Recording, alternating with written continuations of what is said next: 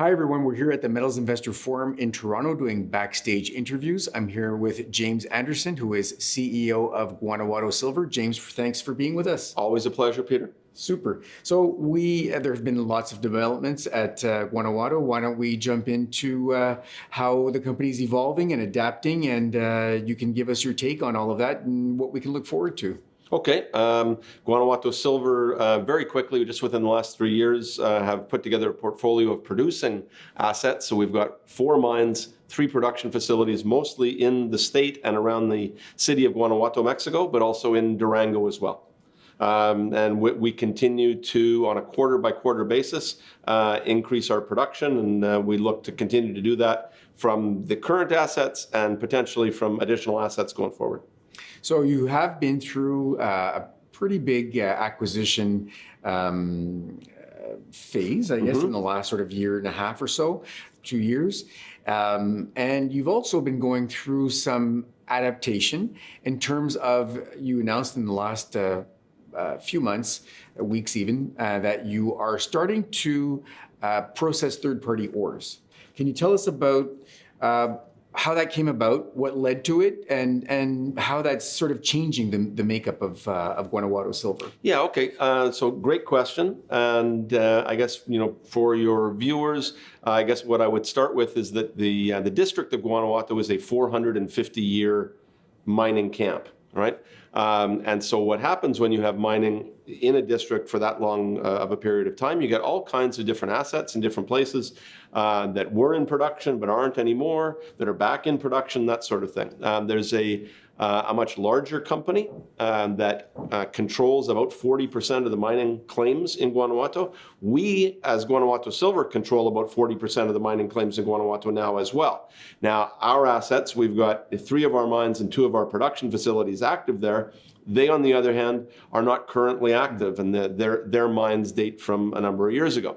So what we did about 6 weeks ago is we announced a processing arrangement where we will be able to process some of their material, and it helps both companies. That they currently don't have production facilities that are ready to go. We do, and rather than, some people have typified it as a toll milling agreement. I don't like that term. It's more of a profit sharing agreement, so it benefits both parties, and we're excited to be able to expand that. We're also very, very close to signing a different deal, very similar kind of deal, very similar terms, with a non-public, smaller, local entity that will be doing the same thing. So I guess just to follow on with your question, of the 2 plants, the bigger one is El Cubo. Right. It's got about 1,500 to 1,800 tons a day capacity, so we'll call it 45,000 tons a month. The mines at El Cubo can produce about 25,000 tons comfortably per month. So we've got excess capacity. These 2 agreements will go a long way to filling up that capacity, but we would like to be able to do more of this in the future. So that makes a lot of sense. Basically, you've got this, these facilities, you've got these assets that weren't being maximized in terms of production capacity, and to look for agreements and opportunities to help fill that capacity, make them more productive, and obviously help your company become more productive and more profitable over time. Absolutely, and anyone in the mining industry will tell you, if you have a production facility, if it's not run to capacity, then it's not being run particularly efficiently. Right. And we need to work on that, and that's what we've done over the last number of months to get there. Yeah. So there have been changes, not just at Guanajuato, but elsewhere as well. Can you just give us an overview of the kinds of changes that you've made? You've talked about processing the third-party ore.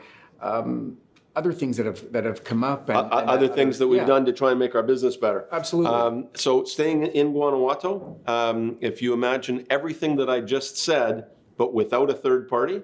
So there is another mine that we own. So I might have to start saying that we have 5 mines and 3 production facilities. It's an old past producer called El Horcon. That's with an H. And it's about 60 kilometers. It sits about 60 kilometers to the northwest of Guanajuato. So we started investigating this last year. There is a small historical, well, it's small, but very high-grade historical resource on this past producing property. There are 2 old 100-year-old waste piles. Now, the grade that went into waste 100 years ago, that looks like ore to us. So for the last 3 months or so, we've been moving material from there and processing it at our other facility at Cata, at Valenciana. So currently we get ore at that plant from Valenciana Mine, from San Ignacio, and now from Orcon to really be able to give us availability of ore, through the whole thing. Going 1,000 kilometers to the north at our mine in Durango called Topia, same type of changes whereby we were for some time buying third-party material from outside. We've changed the economics of that, I think, through the betterment of both parties. So that it's a little, there's more clarity and really reflective of the type of agreement that we've done in Guanajuato. So that's working well. And it was actually working so well that what we decided was to allow some of the local contractors at Topia to go into our mines, do the mining themselves, and bring the material to the plant, and we pay them on a contents basis. We find this more beneficial because we can, outsource the job of cost efficiency to the local contractors, who you can imagine are sometimes better at that than we are. Yeah, I mean, with generations, I guess, of experience and knowledge of the area, and I'm assuming it lowers your risk, right? Because you don't have to worry about what their costs are. You've agreed in advance, I'll pay you so much per ton, and then you get the rest out of it. And in terms of lowering risk, so if you ask people about, so doing a toll milling or buying stuff per ton, so what's the challenge always? Well, the challenge always is, okay, these are great tons, but there's no silver and gold in them. So, that's a problem. Exactly. So when I say we pay for contents, it's on a sliding scale basis. Right, so the higher grade, we will pay them a higher amount of money. And that works really well, again, for both parties, because it incentivizes the contractor. Okay, if I'm going to be moving and delivering higher grade material, it's less cost, and we get more money. So it works for everybody. Everyone's properly incentivized. Correct. So this is pretty recent in terms of these changes. I know it's early, but can you give us some idea how that's been delivering so far?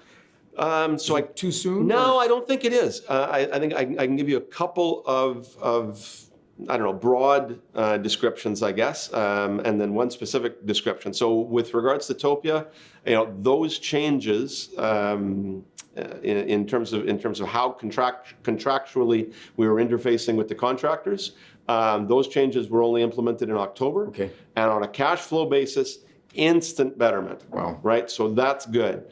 In terms of production, and I've got to give you a number that's globally, so I don't want to separate Guanajuato, where most of this impact was, but nonetheless, after a dip in production in the third quarter, a little bit of a ramp up in the fourth quarter again.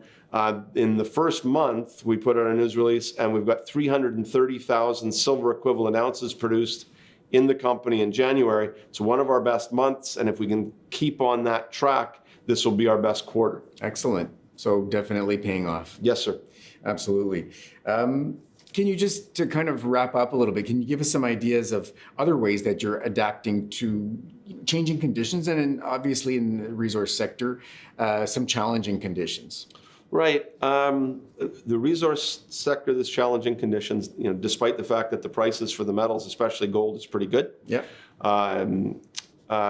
In Mexico, we have, the continued challenge of a stronger peso. Right. Right. So we do some hedging. Okay. To take the edge off that strong peso and its negative impact on our earnings.